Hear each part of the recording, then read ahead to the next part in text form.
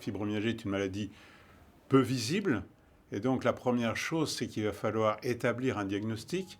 Donc établir un diagnostic, ça va commencer simplement par écouter le patient pour recueillir tous les symptômes, savoir ce dont il se plaint, de la douleur, de la fatigue, des troubles digestifs, tout un tas de signes cliniques qui vont nous permettre à nous médecins de regrouper tous ces signes cliniques en syndromes. On parle de maladie quand on sait exactement à quoi c'est dû. Un syndrome, c'est un ensemble de signes cliniques qu'on retrouve chez différentes personnes qui se présentent un peu de la même manière. Lorsqu'on va faire un bilan biologique, il n'y aura aucun signe biologique. Alors pour les cartésiens que nous sommes, souvent, effectivement, je ne mesure rien, je ne constate rien, je ne retrouve rien sur le bilan biologique. Ça paraît plutôt quelque chose qui n'existe pas. Alors pour le patient, il se plaint et je pense à juste raison. Comme je dis souvent, je ne souhaiterais pas à mon pire ennemi d'avoir une fibromyalgie.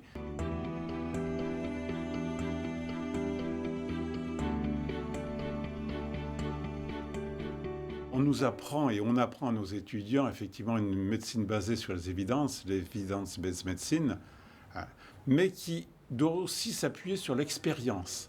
Et effectivement, quand on regarde bien dans l'evidence-based medicine, il y a aussi une notion d'expérience du médecin.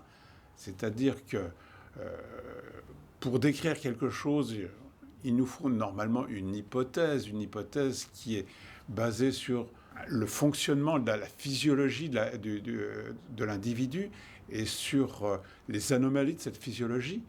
Et là, chez ces patients-là, donc on a une physiologie qui paraît normale, et donc il faut effectivement, je dirais, qu'il y ait une part d'acceptation de la part du soignant, d'accepter ce signe sans pouvoir le quantifier de manière, et de croire son patient.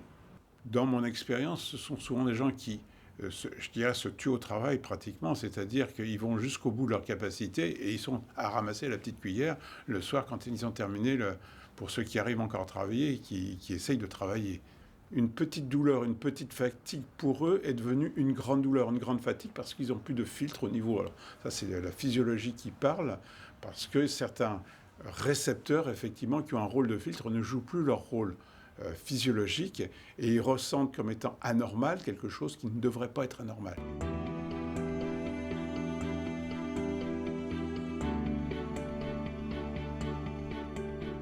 Ce que disent souvent les médecins, puisque je ne comprends rien, puisque je ne mesure rien, c'est une maladie psychosomatique.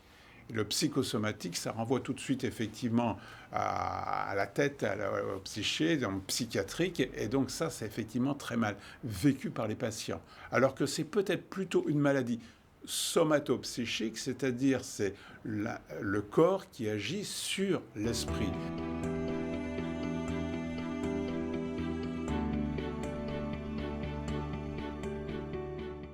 Le système immunitaire, donc, c'est des cellules immunitaires, les lymphocytes, qui vont être stimulées par des antigènes microbiens comme le Candida albicans et le staphylocoque et qui vont produire des substances qu'on appelle des cytokines, l'interféron. L'interféron, c'est une substance qui va donner des messages à d'autres cellules et qui va donner des messages au cerveau, par exemple.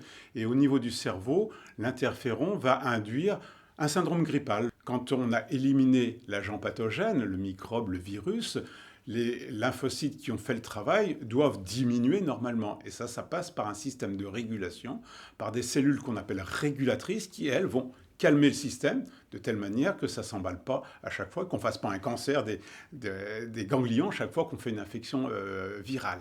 Donc c'est un système de régulation, mais qui ne fonctionne pas très bien dans la fibromyalgie ou le syndrome de fatigue chronique, où on a en permanence des cellules qui sont activées, qui produisent de l'interféron. C'est comme si on roulait en permanence pied au plancher, sans ralentir lorsqu'il y a un virage.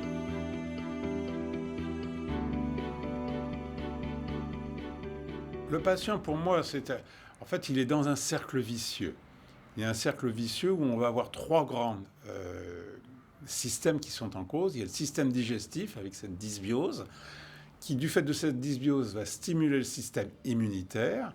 Le système immunitaire qui va produire des cytokines qui vont agir sur le système nerveux central en donnant de la fatigue, des douleurs, des troubles neurocognitifs avec des troubles de la mémoire, des troubles de la concentration. Et donc, il va falloir en fait essayer de travailler sur tous ces systèmes. Notre flore muqueuse, elle dépend de ce qu'on a reçu à la naissance, de la manière dont elle s'est développée jusqu'à l'âge de 2 ans en fonction de l'allaitement maternel ou pas. Et à partir de l'âge de 2 ans, notre répertoire de flore est fixé, ne fait que se rétrécir tout au long de notre vie en fonction de notre alimentation, de tous les antibiotiques que l'on a pu prendre ou qu'on prend sans le savoir avec certaines viandes ou certains poissons d'élevage, en fonction du cycle hormonal, et c'est pour ça que souvent c'est une maladie qui est plus souvent féminine que masculine, et en fonction de notre sensibilité au stress. Le stress modifie la flore intestinale. Et donc, dès qu'il va y avoir une modification de cette flore avec prise de pouvoir, je dis prise de pouvoir, soit du Candida albicans, soit du staphylocoque doré, il va y avoir une stimulation permanente des lymphocytes, une production permanente de cytokines comme l'interféron gamma qui va donner aux patients cette impression d'avoir une grippe permanente, sans la fièvre en général, mais avec des courbatures, une fatigue comme s'ils avaient la grippe 365 jours par an.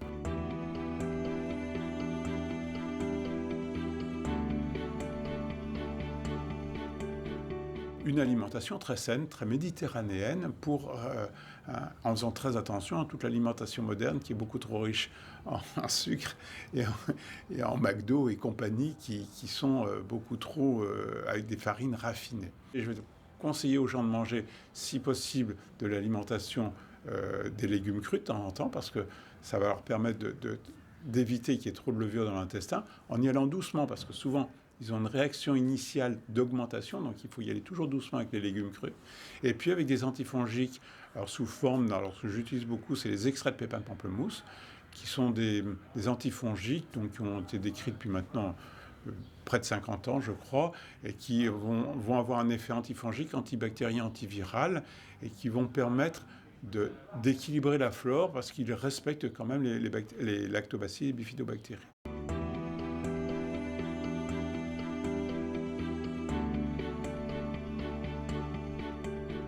C'est important qu'effectivement, ils gardent une activité physique régulière.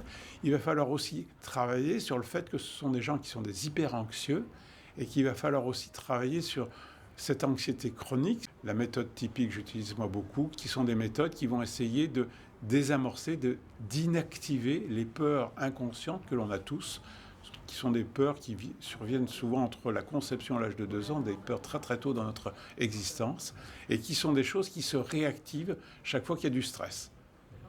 Et lorsqu'on apprend aux personnes à inactiver ces peurs-là, on s'aperçoit qu'ils sont beaucoup moins sensibles au stress, et donc ils vont beaucoup moins, lors de situations de stress, modifier leur tube digestif, et donc ils vont beaucoup plus, je dirais, vivre normalement des situations qui avant les mettaient par terre.